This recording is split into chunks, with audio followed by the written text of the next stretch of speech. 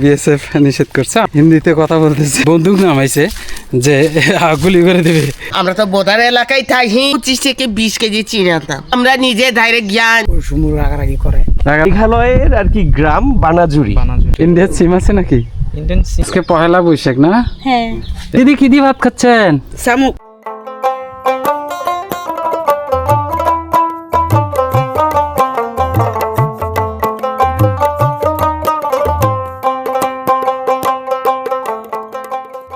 আসসালামু আলাইকুম প্রিয় দর্শক, দেশ এবং দেশের বাইরে থেকে এই মুহূর্তে যারা আমার ভিডিওটি দেখছেন সকলকে জানাচ্ছি আন্তরিক শুভেচ্ছা ও অভিনন্দন।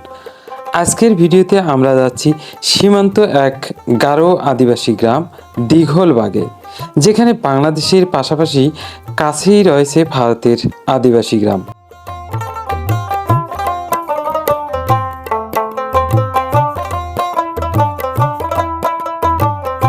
ধোবাউড়া উপজেলার নিতাই নদী পেরিয়ে আমরা রওনা দিলাম দিঘলবাগের উদ্দেশ্যে। মাঝপথে একটি ছোট্ট চায়ের দোকানে থামলাম, এক কাপ চা আর সেই সঙ্গে স্থানীয় একজনের কাছ থেকে জেনে নিলাম গ্রামের সঠিক পথ। দর্শক, আমরা নিতাই নদী পার করেছি। পার করার পরে মিজান ভাইয়ের অনেক শখ ছিল যে একটা চা খাবে। চায়ের দোকান কিছুতেই খুঁজে পাচ্ছিলাম না, ফাইনালি একটা পেয়েছি। পাওয়ার পর আবার আরেক ভাইকে পেয়েছি এখানে। এই যে এই ভাইরা মূলত এখানকার স্থানীয়, কিন্তু আমরা ওই যে ওইদিকে মানে একদম ভারত সীমান্ত লগ্ন মানে গারো পাহাড়ের পাদদেশে একটি ছোট্ট গ্রাম রয়েছে, ওই গ্রামটি সম্পর্কে তার কাছে জানতে চাইছিলাম। তো ভাই বলল যে ভাই ওইটা দিঘলবাগ বলে না, ওখানে মূলত বাস করে কারা? আদিবাসী মানে সে আদিবাসী সম্প্রদায় বলতে আদিবাসীদের ভিতরে গারো আছে, হাজং আছে, বানাই আছে, গারো সম্প্রদায় বাস করে, তাই তো? আচ্ছা আচ্ছা। আর প্রিয় দর্শক, এই যে হচ্ছে চায়ের দোকান, এই যে খালা আমাদেরকে চা দেবে, আর আমি মিজান ভাইয়ের স্বপ্নটা পূরণ করব চা খাওয়ার। একটা চা খায় তারপর আমরা দিঘলবাগে যাব, এই গ্রামে ঘোরার চেষ্টা করব। চা খাওয়ার ছোট্ট বিরতির পর এবার আমরা বাইকে চড়ে রওনা দিলাম দিঘলবাগের দিকে। সামনে অপেক্ষা করছে এক অজানা গ্রাম আর সীমান্তের সেই গল্প। প্রিয় দর্শক, অবশেষে আমরা দিঘলবাগ গ্রামে এসে পৌঁছালাম। আমরা একটু ঘুরে দেখার চেষ্টা করব, চলুন। এখানে কতগুলো পরিবার আছে দিদি? এখানে প্রায় 200টারও বেশি হবে। গারো পরিবার না? গারো পরিবার 200টারও বেশি হবে। অনেকটা পরিবার আছে কিন্তু আমরা তো জানি না। এই কয়েক বছর আগে 200টা পরিবার ছিল, আরো বেশি হয়তো বাড়তে পারছে, কারণ নতুন তেমনি বিয়ে করা অনেক তারপরে আবার কি বলে এটাকে দেশান্তর বা অনেক চলে যায়। হ্যাঁ অনেক হয়েছে। আমরা কিন্তু এখন দিঘলবাগের শুরুতে, এই গ্রামটার শুরুতেই কিন্তু চলে আসছি দর্শক। এইখানে হচ্ছে এটা গারো আদিবাসীদের বাড়ি। এটা হচ্ছে দেখুন, এটা কত সুন্দর মাটির বাড়ি। আমরা এই বাড়িটা একটু দেখলাম, দেখে ভালো লাগলো। আমরা এখন সামনের দিকে চলে যাব। দর্শক, আমি এখন এমন জায়গায় অবস্থান করতেছি, এখান থেকে ভারতের সীমানাটা দেখা যাচ্ছে। আর এইটাই হচ্ছে গারোদের ভারত বাংলাদেশের সীমান্তের শেষ বাড়ি এটা। আমরা কিন্তু এই দিক থেকে আছি। আমরা এই গ্রামটা এত সুন্দর লাগছে, এত ভালো লাগছে, আমাদের এই গ্রামটা আমরা কিন্তু দেখার চেষ্টা করব। তো চলুন দর্শক, এই শেষ বাড়িটা এক দিদি আছে, আমরা একটু কথা বলে দেখি। আজকে পহেলা বৈশাখ না? হ্যাঁ, এই জন্য সাজতেছেন। এই বাড়িতে দর্শক আমরা এই পাশেই যাচ্ছি, পাশেই দেখতে পারবেন যে এই দিকে কিন্তু একবারে আমরা সীমানা দেখতে পাচ্ছি। এই বাড়িটাই শেষ বাড়ি। রেখা লগ্ন আপনাদের বাড়িঘর, ফলে এখানে তো বোধহয় অনেক ঝুটঝামেলাও হওয়ার সম্ভাবনা থাকে। এক্ষেত্রে আপনাদের কি উপরে কোনো প্রভাব পড়ে? না, এদিকে তেমন হয় না আর কি। মানে এদিকে ওই ধরনের কোনো সমস্যা আপনাদের হয় না, মানে আপনারা এখানে নিরাপদে বসবাস করতে পারেন? নিরাপদে আছি, বসবাস তো নিরাপদে। আচ্ছা দাদা, ওই পাশে তো গ্রাম দেখা যায়, হ্যাঁ। ওই গ্রামের নামটা কি, এটা কি জানেন? হ্যাঁ। ওইটা কি নাম? বানাজুরি। বানাজুরি। আর এটা হচ্ছে মেঘালয়। মেঘালয়ের আর কি গ্রাম বানাজুরি। ওখানে আপনার গারোরাই বাস করে? হ্যাঁ, গারো। আচ্ছা, কখনো গেছেন ওখানে? অনেকবার গেছি ছোট থেকে। যখন কাঁটাতার ছিল না তখন? হ্যাঁ, কাটাতার থাকার পরে আর কি এই 2 বছর ধরে আর কি একটু ঝামেলা হয়েছে। এর আগে যাওয়া যেত। তার আগে যাওয়া উচিত। তো দাদা, ভারতে তো দেখি যারা গারো আদিবাসী তারা অনেক স্মার্ট, অনেক মানে পোশাক আশাকে এবং তারা পড়াশোনায় সব দিক থেকে উন্নত। দাদা তাহলে তো আপনারা smart। তো ওখানে গিয়ে থাকতেই পারতেন, এদেশে কেন আসলেন আবার? না, এই দেশের জন্ম, আমাদের জন্মস্থান। জন্মস্থান ছেড়ে যেতে ইচ্ছে করে না, তাই তো? আচ্ছা আচ্ছা। ওই সাইডে খেলার সাথে আছে তো নাকি? আছে মোটামুটি, আমাদের চেনা জানা আছে। চেনা জানা আছে। আগে খেলাধুলা করতেন, এখন ওইভাবে খেলাধুলা হয় না? আগে তো তেমন ঝামেলা আসছিল না, এই যে 2-3 বছর ধরে ঝামেলা। ও আচ্ছা। বুঝতে পারছি। একবার কাছেই যাওয়া যায় না এখন, এখন দূর থেকেই দেখতে হয়। দূর থেকে। মোবাইল ইউজ করেন দাদা? হ্যাঁ, মোবাইল এখানে নাকি নেট পায়? নেট পাওয়া যেত। পাওয়া যায় না? এই আপনারা বাংলাদেশি নেটেই তো কাজ করেন? বাংলাদেশি ইন্ডিয়ান নেট দুটোই পাওয়া যায়। দুইটাই পাওয়া যায়? দুটোই ইন্ডিয়ার সিম আছে নাকি? ইন্ডিয়ান সিম না, তেমন এখন তো ইউজ করা হয় না। আচ্ছা আচ্ছা। দাদার সাথে কথা বললাম। দাদা এখন এই ভারতের এই গ্রামটাতে কিন্তু যাতায়াত করতে পারে না, কিন্তু আগে এই 5ই আগস্টের আগে কিন্তু অনায়াসে যাতায়াত করতে, এমনকি ভারতের যে বন্ধুবান্ধব তাদের সাথে কিন্তু অনেক খেলাও করতো। আর এই যে আমি কিন্তু এখন দাঁড়িয়ে আছি ভারত বাংলাদেশ সীমান্তের মধ্যে।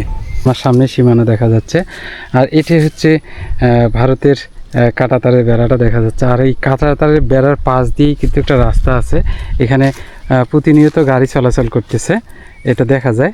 আর এখান থেকেই ভারতের গ্রামটা কিন্তু অনেক সুন্দর দেখা যাচ্ছে, সেই চমৎকার লাগতেছে। আসলে এক দেশ থাকি আরেক দেশে যে গ্রামের দৃশ্য আকাঙ্ক্ষা থাকে, এটা কিন্তু এখান থেকে কিছুটা হলে মনের মধ্যে যে একটা তৃপ্তি, এটা কিন্তু পাওয়া যাচ্ছে আর কি। ভারত বাংলাদেশের পিলার নাম্বারটা আমরা একটু দেখি, 1139 নাম্বার পিলার। আমি এখন ভারতের সাইডে আছি। এখানে দেখতেছি এক দিদি কিন্তু গরু চড়াচ্ছেন। ও দিদি, এখানে কি গরু চড়াচ্ছেন নাকি? ও কিছু বলে না? এত কাছে আসছেন যে কিছু বলবে না? ও গরু আনতে দেয় না দিদি? তার মানে সমস্যা না, আমরা যাচ্ছি কিছু বলবে না? ওইদিকে যাওয়া যাবে না? না, ও আচ্ছা। দর্শক দেখলেন যে আমরা কিন্তু একবারে কাছে আসছি। এই যে বিএসএফ কিন্তু আমাদের অলরেডি নিষেধ করতেছে যে এদিকে আসা যাবে না।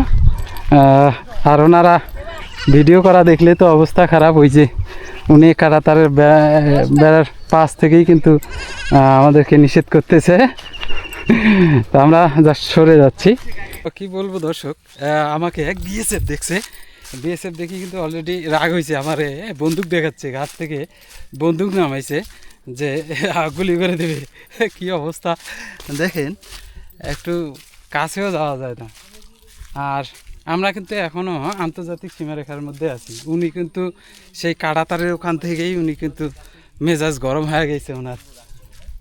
দেখেন আমাদের পিছনে কিন্তু দেখা যাচ্ছে উনি বন্দুক তাক করছে, আমার গুলি করবে। কে দাদা, এই জায়গাটাতে যাওয়া যায় না? না যাওয়া যায়, মনে এটা বেশি সুবিধা না। ওনাদের সমস্যাটা কি, ওনারা এই জায়গাটাতে আন্তর্জাতিক সীমারেখা, কিন্তু এইটাও ওনাদেরও না আমাদেরও না। তাহলে ওনাদের এত সমস্যা হয় কেন? আপনারা বলেন কখনো ওইদিকে গেলে? না না, আমরা বলে ওই যে শুরু দিয়ে আমরা ওই সময় রাগারাগি করে, আপনারা কিছু বলেন না? আর কি বলবো, তারা এই যে এদিকে আমাদের সীমানা, ওটা হলো ইন্ডিয়া, এটা বাংলাদেশ। আপনাদের যে দর্শক দেখাইলাম যে এখানে কিন্তু কাঁটাতারের বাহির দিয়ে রাস্তা গেছে। আমরা আসলে সীমানা কিন্তু অনেক দূর ছাড়িয়ে যাচ্ছি, যেহেতু বিএসএফ এখানে রাগারাগি করতেছে, আবার গুলি বন্দুক কিন্তু তাক করতেছে আমাদের দিকে, যার কারণে সীমানা থেকে আমরা পুরো 100 মিটার দূরে অবস্থান করতেছি। জাস্ট এই যে বাহিরে, এইটা সম্ভবত ভারতের বাড়ি আছে এখানে, যে বাচ্চাগুলো চলে আসলো স্কুল ছুটির পর, যে বাচ্চাগুলো চলে আসলো এখানে সম্ভবত বাড়ি আছে, যার কারণে এই জায়গাটা ওনারা বেশি মনে হয় কড়াভাবে পাহারা দিচ্ছে। কি করেন ভাই আপনি? আমি তো তাই দেখছি ভাই, হ্যাঁ আমি এটাই বুঝতে পারছি। উনি কিন্তু এটাই আসল রহস্য, এটাই আসল রহস্য, যেহেতু এখানে কাঁটাতারের বাহিরে, যার কারণে ওনার মেজাজটা আরো বেশি গরম হয়ে গেছে না? দেখেন এই যে ব্রিজ রয়েছে, এই যে এখানে ব্রিজ রয়েছে না, পাহাড়ের উপরে দেখতেছেন দর্শক কত সুন্দর বাড়ি, একদম পাহাড়ে বাড়ি ভাই সীমানাটাতে যেহেতু দেখিতে একেবারে রাস্তার কাছে, এই টিলাটা কি বাংলাদেশে পড়ছে না ভারতে? এই টিলাটা বাংলাদেশে পড়ছে না? আপনারা কি যাইতে পারেন ওখানে? হ্যাঁ, ওখানে যাওয়া যায়? বিএসএফ কিছু বলে না? আচ্ছা, দেখি ওই ভাই আমাদেরকে বললো যে এই টিলায় যাওয়া যায়, যেহেতু ও পরের টিলাটা তো যাওয়া যাবে না। আর এই টিলার পাশেই ভারতের রাস্তাটা মনে হয় গেছে না একবারে, এটা বাহির দিয়ে। আপনারা ওই টিলায় এই রাস্তাটায় কখনো ওঠেন?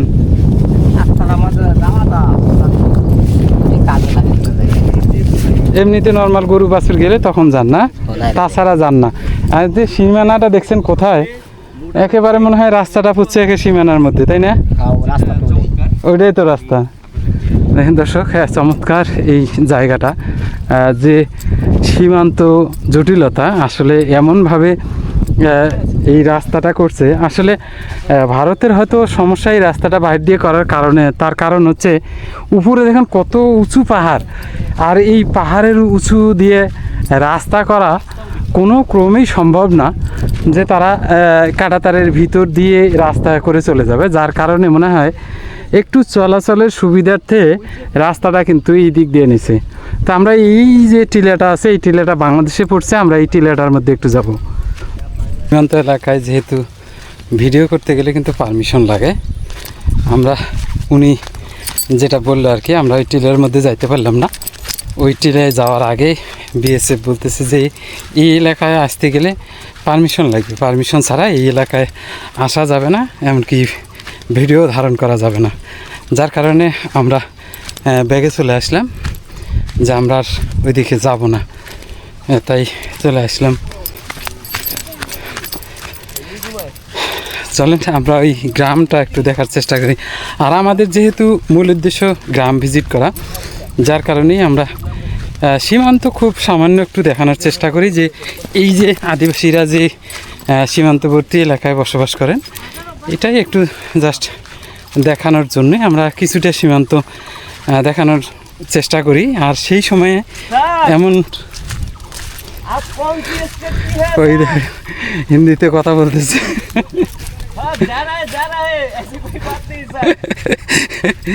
দেখেন বিএসএফ নিষেধ করছে, আমরা চলে যাচ্ছি ওনার কথা শুনে।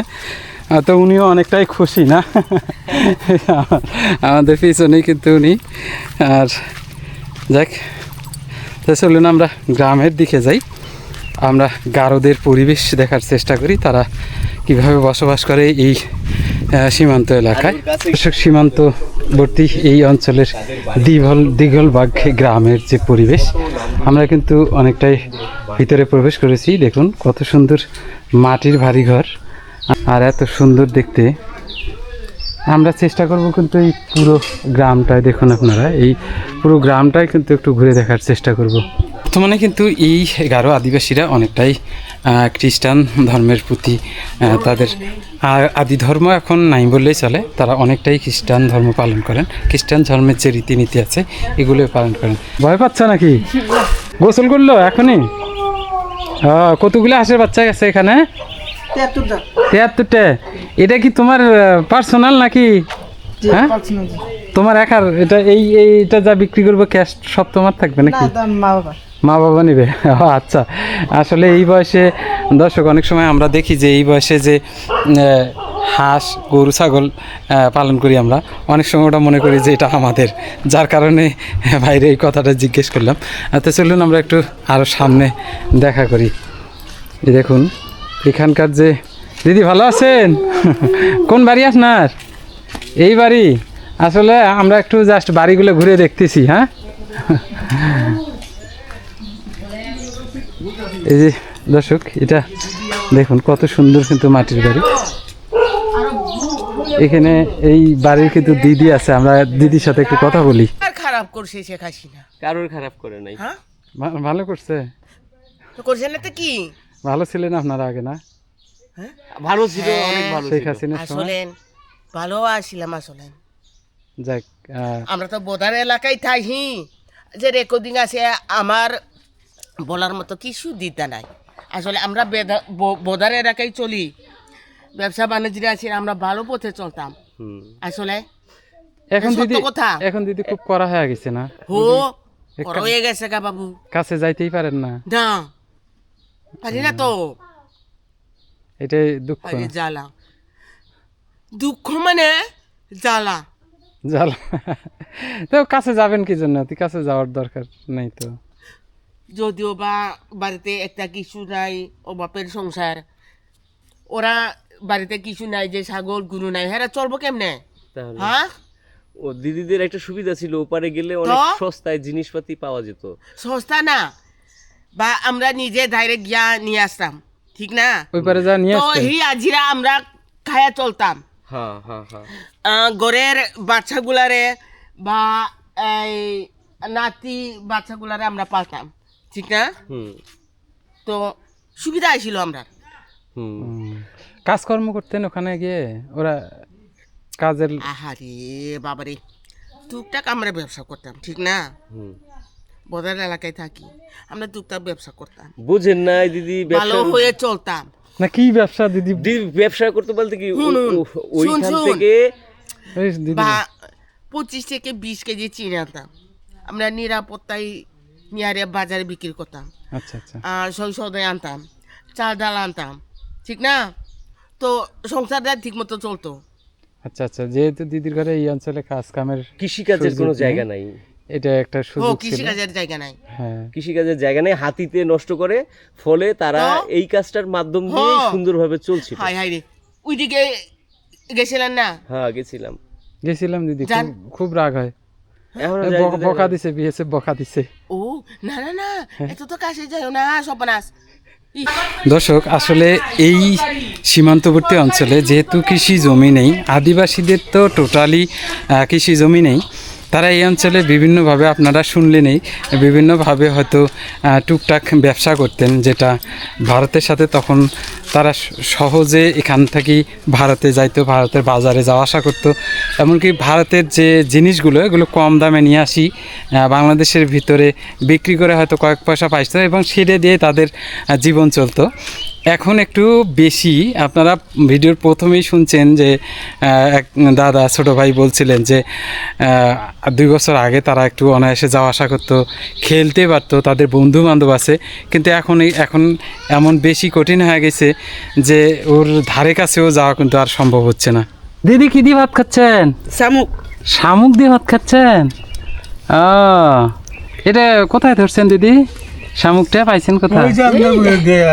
ধান ক্ষেতের ইয়েতে। ও বড় ধান ক্ষেতের ইয়েতে না?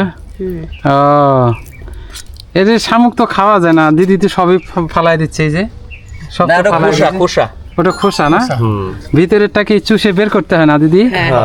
ও অবস্থা দেখেন না, না, আপনার তো বাংলাদেশের মধ্যে এইসব ঘর আছে। হ্যাঁ খেরের ঘর বাড়ি না, ওই যে মাটির ঘর একটা আছে।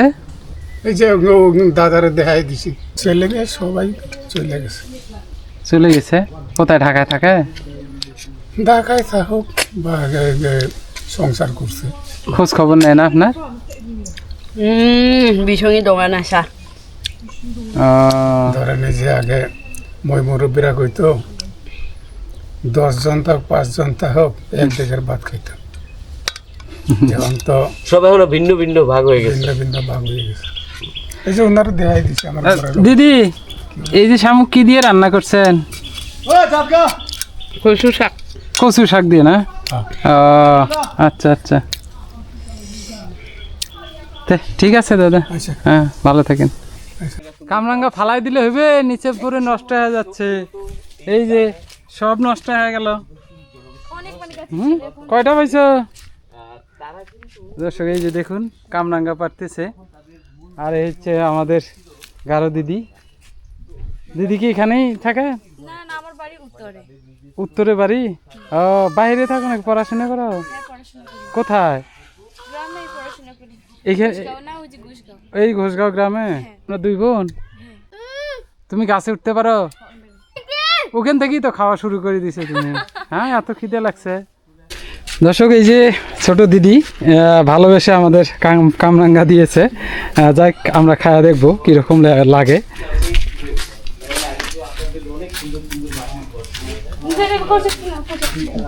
মজা। এটা তো কোনো ভয় নাই এই মাটিটা বা এটা ঠান্ডা থাকে গরমের দিনে, আর গরমের দিনে তো টিন একেবারে গরম হয়ে গেলে দিনে তো গরম হয়, ঘুমানো যায় না। হ্যাঁ না এটা তো ঠান্ডা থাকে সব সময়। তো ঠিক আছে দাদা, ভালো থাকবেন। ভালো লাগে, ধন্যবাদ। তো প্রিয় দর্শক, এই ছিল আমাদের দীঘলবাগ সীমান্তবর্তী গারোপাড়া অঞ্চলের ভিডিও। আশা করছি ভিডিওটি ভালো লাগবে। আজকের মতো বিদায় নিচ্ছি, আমি মোহাম্মদ মিজানুর রহমান। ভালো লাগলে অবশ্যই চ্যানেলটি সাবস্ক্রাইব করে পাশে থাকবেন। শুভকামনা।